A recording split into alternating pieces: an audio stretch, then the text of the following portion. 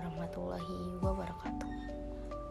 Perkenalkan, nama saya Alika Dwi Zahrani dari Fakultas Keguruan dan Ilmu Pendidikan, Prodi Pendidikan Bahasa dan Sastra Indonesia, Universitas Muhammadiyah Tangerang.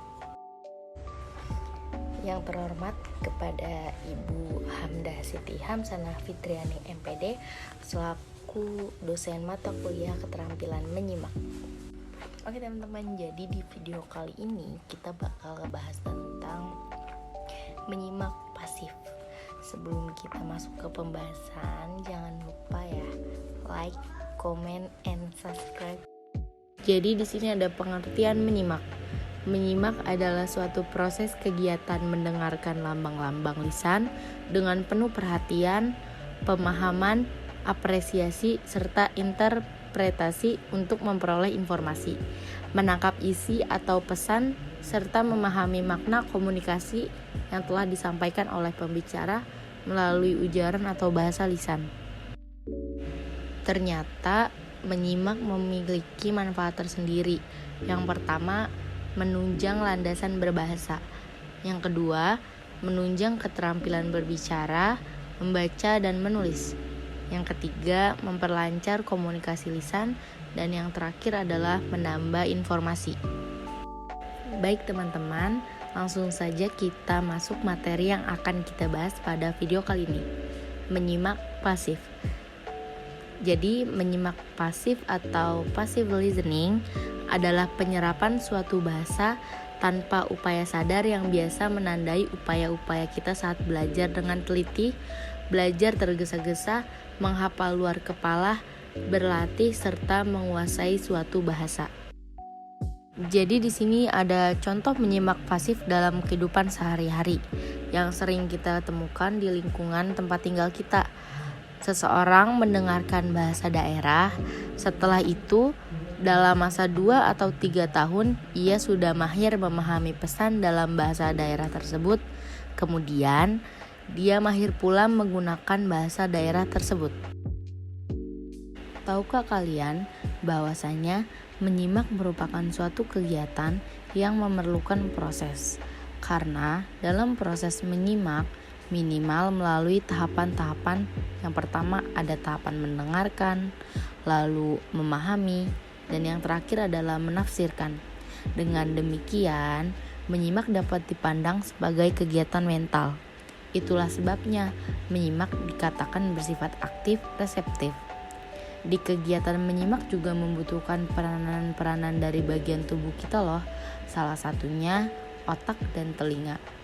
Jadi di slide selanjutnya kita akan membahas tentang bagaimana sih cara atau teknik tertentu untuk mempekerjakan otak dan telinga ketika proses kegiatan menyimak berlangsung. Yang pertama, berilah otak dan telinga kesempatan menyimak banyak-banyak. Orang pribumi yang tidak bersekolah zaman dahulu, tetapi mereka sangat lancar sekali mempergunakan beberapa bahasa asing. Karena apa? Dimungkinkan karena mereka hidup langsung di daerah bahasa-bahasa tersebut dalam waktu yang cukup lama dan memberikan kesempatan yang cukup bagi telinga dan otak mereka menyimak bahasa-bahasa tersebut. Yang kedua, berilah waktu yang cukup bagi telinga dan otak. Pada akhir minggu, kebanyakan orang beranggapan mereka haruslah memulai berbicara suatu bahasa asing. Tentu saja, tanpa sanksi, mereka dapat memakai beberapa ekspresi. Tetapi untuk memanfaatkan passive learning dengan sebaik-baiknya, seorang haruslah memberi kesempatan bagi otak untuk bekerja beberapa bulan. Yang ketiga ada jangan memasang rintangan bagi bunyi. Orang-orang yang tinggal di dekat rel kereta api yang bising cenderung untuk melindungi diri mereka dengan tabir bunyi atau penghalang secara mental, sehingga mereka tidak mendengar lagi kereta api lewat.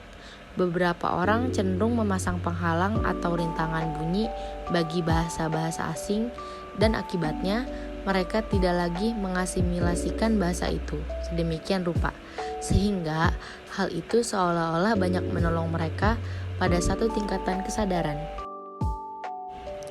Yang keempat, Beri kesempatan bagi otak dan telinga bekerja.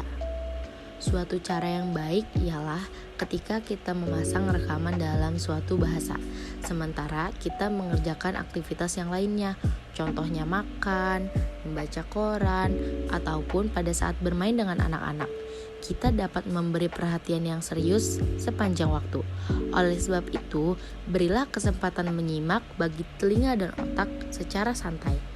Banyak orang menganggap sepele hal itu, tetapi sebenarnya sangat penting dalam belajar bahasa.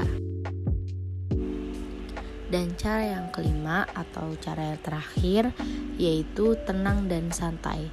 Sekalipun dalam belajar bahasa, seakan-akan memutuskan upaya-upaya otak kita untuk melakukan tugasnya. Oleh karena itu, dalam hal menyimak pun diperlukan ketenangan dan kesantaian. Thanks for watching guys. Wassalamualaikum warahmatullahi wabarakatuh.